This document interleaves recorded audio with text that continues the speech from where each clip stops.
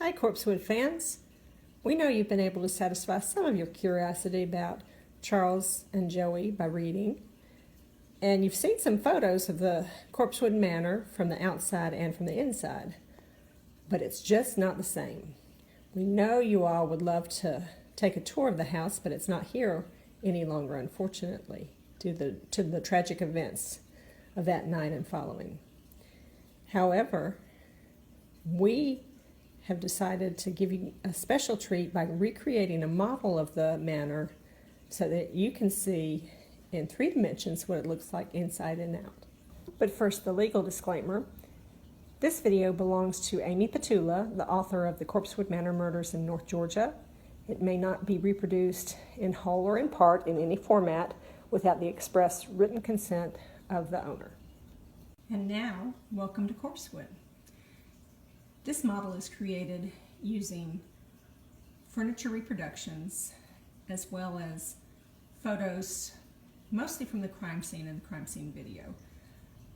Because of the unique nature of the home and the furniture, and also because of the space constraints, not everything is in exact detail, but we will endeavor as much as possible to point out places where it is not exact.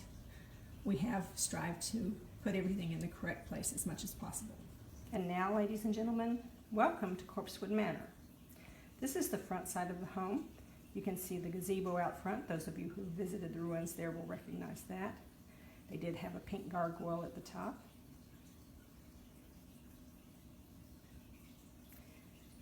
You can see the door into the top, which is connected by a bridge.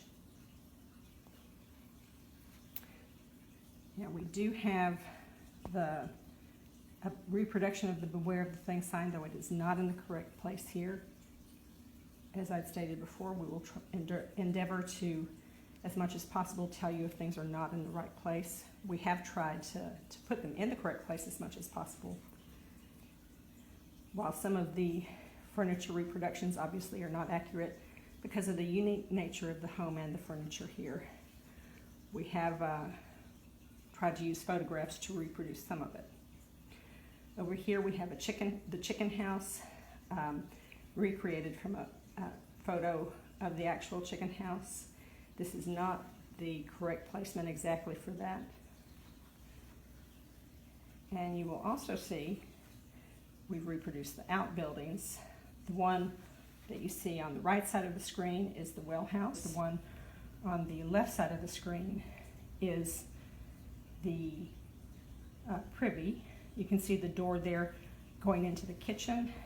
Outside of that, they had a lion fountain and a picnic table there as well. If you look up, you can see the outside of the Medusa skull stained glass window. And you can also see the chimneys with the inverted pentagrams on them. Then back around to the front.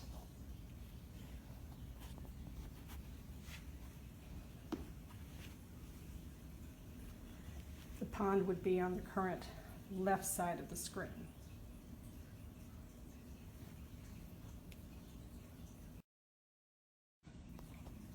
And now, how about a look inside?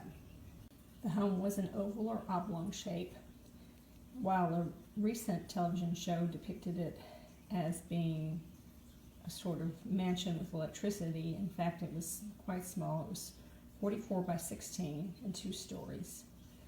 And with no electricity or running water. The top floor represented the bedrooms. Now, because of the size of the bed, we have the size of the 2 rooms uneven, but in actuality, they were both the same size. We'll start over here with Charles's bedroom. Charles has a large bed. You can see that as much as possible we have reproduced it using photos of the actual bed there. And we have a reproduction of Beelzebub, the large dog. You'll see here his golden harp with the chair. That is approximately where that sat. The Mephistopheles statue stayed near the bed and the stove. There was a skull picture or painting on the wall. We've tried to make sure to put the windows in the correct places as much as possible as well, along with the other furniture here. You can see a chest, table, the dragon mirror,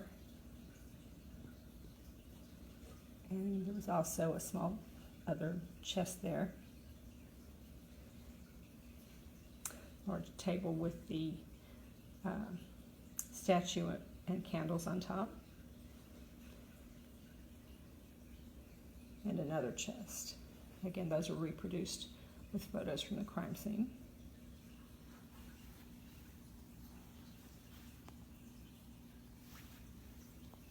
Through the doorway, there's a hall separating the bedrooms. In the hallway, you can see the circular staircase coming up. You'll see behind the teddy bear cabinet the stained glass Baphomet, along with the stained glass Medusa skull and the stained glass insect. In the actual house, directly on the floor directly beneath the insect, was another stained glass of a spider.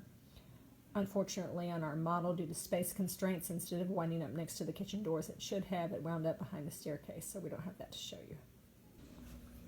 Coming around the corner, right at the top of the stairs, was a bookshelf filled with canned goods, and then a skull painting. There was a red chest on each side of the hallway, larger one over on what is now the right side of the screen, and above that chest is where the infamous portrait was hung. Behind the portrait, you can see there was a cabinet where the teddy bears were kept, and then the smaller chest over on the left side with a doorway into Joey's room. Joey had a much smaller bed, more of a single-sized bed, and it did have the red cover on it with the headboard as shown here. Now the bed actually did have a footboard, but we did not have room to add that. We did chest against one of the walls. That may not be the exact placement. We've represented the smaller dog here. It is not this much smaller than the larger one, but that was the closest we could find. He kept a chair with a blue pillow on it. And then windows and other items that you can see in here. The stone cat was not kept in his room, it was kept in a window, but we didn't have a way to put that in the window.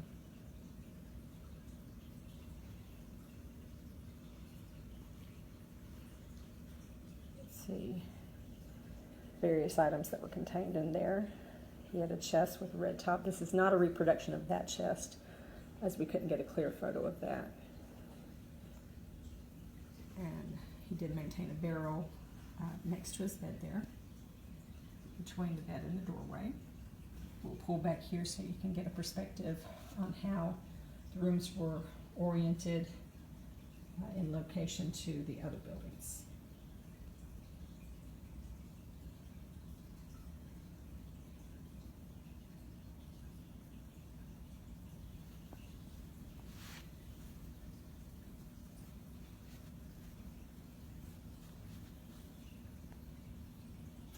The covers on this bed is not exact. I have not been able to find a photo clearly showing the covers.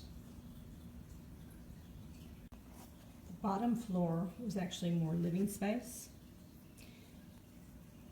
You can see on the left side of the screen is the kitchen with the cast iron cook stove and pots that Joey cooked on.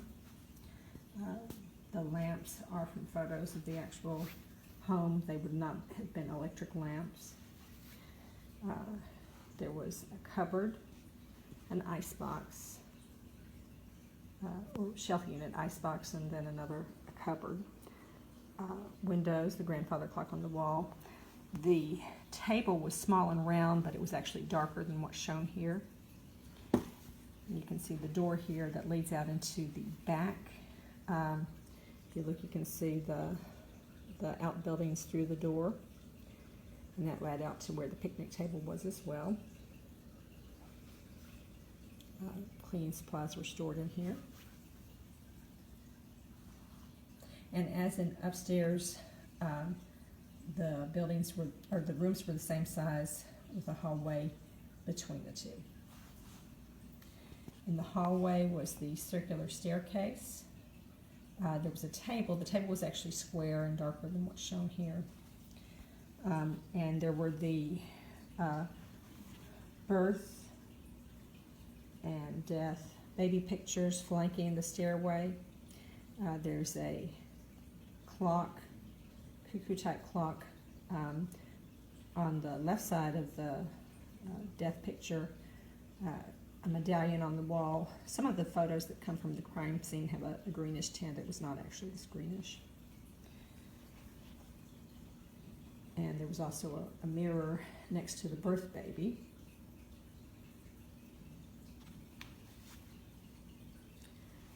Then going through the doorway into Professor Scudder's study, you can see a bookshelf, the grandfather clock. The skulls here are all outsized. They were the smallest I could find, but there was one of the real skulls atop the grandfather clock. You can see a window there. Professor Scudder's desk, also an outsized skull. The one that was kept on the desk was not an actual skull, it was fake. The top would come off of it. And on the floor, between the clock and the desk, was where the other real skull was found. Now you can see here a reproduction bookshelf and a photo bookshelf. These are actually swapped in where they were, just to make sure we didn't have all the actual reproductions piled up in one area. But there were bookshelves on both sides of the desk, in addition to what was on the wall before. On the other side of this bookshelf, there was a couch, and you can also see yet another bookshelf in the corner next to the couch. The stove was not actually a steampunk type stove as shown here. It was a black wood burning stove, and there was another cabinet or chest of drawers that was to the side of it. And again, we'll pull back so that you can get a perspective on where everything was in relation to the outside.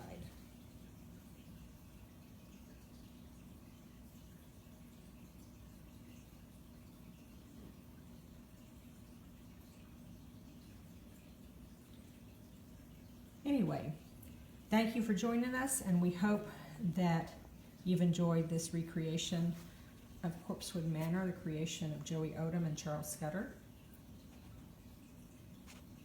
I'd like to thank all the folks who took the photos that were used in this, the police officers that took the crime scene photos, as well as the GB officers, including Brad Monell, one of the police officers that took photos that are provided in here as well, was Bobby Gilliland. And I'd also like to thank Melanie, who has the wonderful Corpsewood, A Castle in the Woods Facebook page, for help with placement and colors. She was the one who told me that the floor downstairs was actually brick covered with a thin layer of concrete. The upstairs floor was wood. So thank you, enjoy, and we hope that you found this enlightening.